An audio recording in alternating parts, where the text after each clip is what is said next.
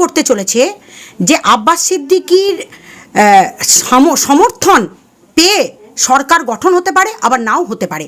মানে যদি আব্বাস সিদ্দিকী মনে করে তার যে লোকসভাতে তিনি যে 44টা জায়গায় প্রার্থী দেবো বলেছেন, হয়তো 44টা না, পরে শুনলাম সেটা 100টার উপর, তিনি যে প্রার্থী দেবেন এবং তারা জয়ী হবেন একদম নিঃসন্দেহে, এবং এই জয়ী প্রার্থীদেরকে নিয়ে তিনি কিন্তু সরকার গঠন করতে পারেন এবং সরকার ফেলে দিতে পারেন। সুতরাং আজকে আব্বাস সিদ্দিকীকে ছোট করে দেখলে হবে না, তাই অনেক দল ভয় পাবে না কেন। আজকে সিপিএম 35। আপনি যদি আমাদের চ্যানেলে নতুন হয়ে থাকেন তাহলে এখনই সাবস্ক্রাইব করুন, আর সবার আগে আমাদের আপডেটগুলো পেতে পাশের বেল আইকনে ক্লিক করুন।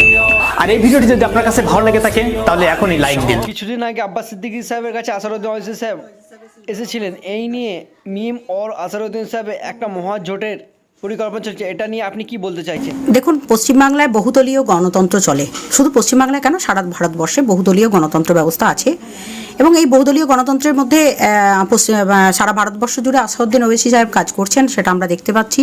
ওনার মিম ভালোই কাজ করছে, এবং আমাদের আব্বাস সিদ্দিকী দিনের পর দিন তার যে নিজের ক্রিয়াকলাপ বা ডেভেলপমেন্ট যেটা করেছে, সেটা শুধুমাত্র মুসলিম সম্প্রদায়ের, মানে একটা সম্প্রদায়ের উপর নির্ভর করে তাদের যে উন্নয়নের চিন্তা ভাবনা নিয়ে তিনি যে মিমের সঙ্গে যুক্ত হবেন সেটা আমরা বহু আগেই বুঝতে পেরেছিলাম।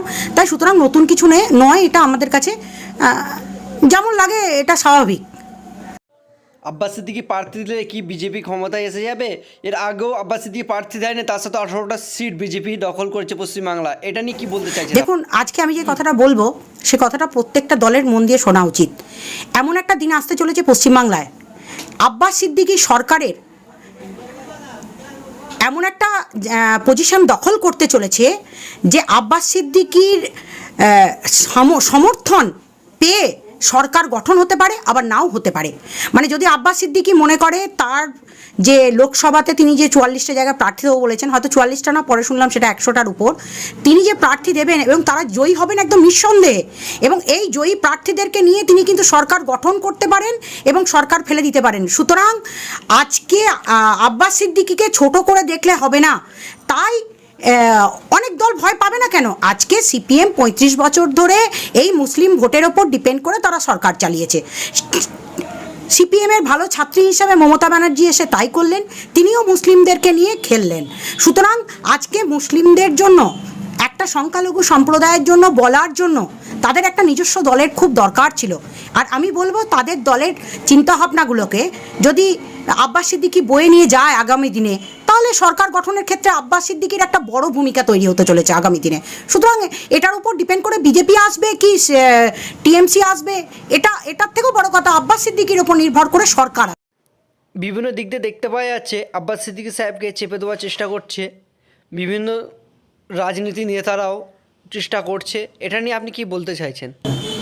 দেখুন, ওটা ওনার পারিবারিক বিষয় নয়, এখন পারিবারিক বিষয়টা থেকে চলে এসছে বৃহত্তর রাজনৈতিক ক্ষেত্রে, যেখানে দেখা যাচ্ছে যে আপনি বোধহয় তোহা সিদ্দিকীর কথাই বলছেন, একদম ঠিক তাই। আমরা তোহা সিদ্দিকীর এতদিন ধরে কোনো স্ট্যান্ড পয়েন্টই দেখতে পাইনি। উনি যখনই কোনো বিরোধিতা দেখাতে গেছেন সঙ্গে সঙ্গেই আবার দেখেছি মমতা ব্যানার্জির সাথে এক মঞ্চে বসস্থান করেছেন। আজকে আব্বাস সিদ্দিকী প্রমাণ করে দিয়েছেন তিনি মুসলিমদের জন্য কাজ করতে চান, এবং তাদের যে ওয়াকফ বোর্ডের যে সম্পত্তি, এবং সেই সম্পত্তিটা আজকে এতটা বিশাল পরিমাণে সেটা যে শুধুমাত্র মুসলিম সম্প্রদায়ের মানুষদের জন্য ব্যবহার করা দরকার আছে, তিনি সেটা প্রমাণ করে দিতে পেরেছেন, এবং একটা বৃহত্তর সংগঠন তৈরি করতে পেরেছেন।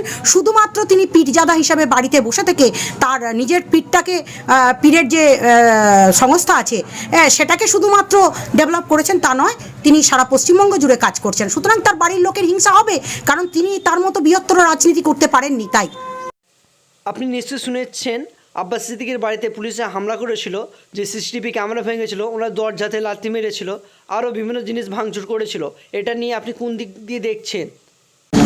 দেখুন, শুধুমাত্র আব্বাস সিদ্দিকী কেন, সারা পশ্চিমবঙ্গ জুড়ে পুলিশকে ব্যবহার করা হচ্ছে শুধু রাজনৈতিক স্বার্থে। আজকে পুলিশের ভূমিকা নিয়ে আমরা মানবাধিকার কর্মীরা লড়ছি, এবং দেখতে পাচ্ছি যে পুলিশের ভূমিকা আজকে কোন লেভেলে পৌঁছে গেছে। আজকে তৃণমূল পার্টি অফিস বলতে যেটা বোঝানো হচ্ছে সেটা হচ্ছে যে টিএমসি মানে পুলিশ থানাগুলো, পুলিশ চৌকিগুলো। সুতরাং এটা নতুন করে বলার কিছু নেই যে শাসক দলের যদি এখন পার্টি অফিস খুঁজতে চান, যদি আপনারা কোথাও কোনো ঝান্ডা না দেখেন, তাহলে সিধা চলে যাবেন একদম পুলিশ থানাতে, তাহলে বুঝে যাবেন যে ওটা টিএমসি পার্টি অফিস। সুতরাং পুলিশে গিয়ে যে কোনো আব্বাস সিদ্দিকীর ওপর আক্রমণ করেছে বা পুলিশ গিয়ে ক্যামেরা ভেঙেছে, এটা নিয়ে নতুন বা বলার কিছু জায়গা থাকে না। তীব্র নিন্দা জানাই। তিনি একজন রাজনীতিবিদের ওপর যখন এরকম হামলা হয়। ওনার যে নলেজ সিটিটা হচ্ছে ওটাকেও রুখে দিয়েছে নাকি পেশাব দিয়ে, এদিকে বলছেন নাকি উনি ফেক ওটা করছে, এটা নিয়ে কি বলতে চাইছেন? দেখুন, নলেজ সিটিটা নিয়ে আমাদের মানে আমারও কিছু বিতর্ক আছে, এটা নিয়ে আমি খুব বেশি বলবো না, তার কারণ এটার আইন বা কি চলছে, আদালতে মামলা চলছে, এই বিষয় নিয়ে আমি ঢুকবো না, কারণ আদালতের রায়ের ওপর ডিপেন্ড করবে অনেক কিছু। আপনার উপরে কিছু নাকি একটা হামলা হয়েছিল, আমরা দেখছিলাম ফেসবুকে ভিডিও। আব্বাস আমায় ফোন করেছিল। জি, ওটা নিয়ে কি বলতে চাইছেন আপনি?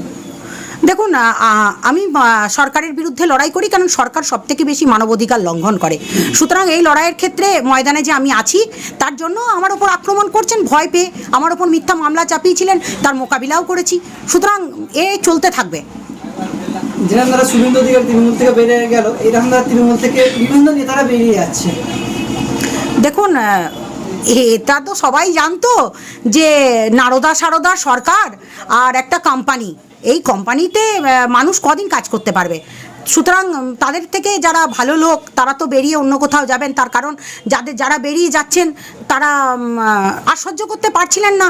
এবার বুঝতেও পারা যাচ্ছে, তার মধ্যে তো ফিরাদবাবু তো বলেই দিলেন যে আমাদের শেষের সময় চলে এসেছে, উনি নিজের মুখেই স্বীকার করেছেন। সুতরাং তার দল থেকে তো যারা ভালো লোক আছে তারা অন্য দলে সুযোগ পাবেন, আর যারা বেঁচে থাকবেন তারা তো নিজেরাও বুঝতে পারছেন যে অন্যায় করেছি তার ক্ষমা হবে না। কিছু মানুষের প্রশ্ন আছে, আপনার সাথে আব্বাস সিদ্দিকীর সাথে কিরকম সম্পর্ক আছে? আমার সাথে একটা ভাইয়ের সম্পর্ক, এবং উনি একজন রাজনীতিবিদ।